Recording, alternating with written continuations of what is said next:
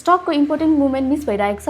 अब मनी मित्रमा तपाईँहरूले स्टक्सलाई आफ्नो स्ट्र्याटेजी अनुसार अर्गनाइज गर्न मात्र होइन, इम्पोर्टेन्ट मुभमेन्टको अलर्ट पनि पाउन सक्नुहुन्छ। अब सबै स्टक्स एउटै वाच लिस्टमा राख्नु पर्दैन। सेक्टर्स र स्ट्र्याटेजी अनुसार छुट्टा छुट्टै वाच लिस्ट बनाउन सकिन्छ। Swing trading, long term, hydro, banking वा आफ्नै ग्रुप अनुसार पनि। यसले तपाईँले हेरिराख्ने स्टक्सलाई सेपरेट गरेर इजिली ट्र्याक गर्न हेल्प गर्छ। वाच लिस्ट अर्गनाइज भयो, तर स्टकमा मुभमेन्ट कहिले आयो भनेर कसरी थाहा पाउने? त्यसको लागि छ वाच लिस्ट अलर्ट। तपाईँले फलो गरेको स्टक्समा इम्पोर्टेन्ट प्राइस मुभमेन्ट हुने बित्तिकै अलर्ट पाउन सक्नुहुन्छ।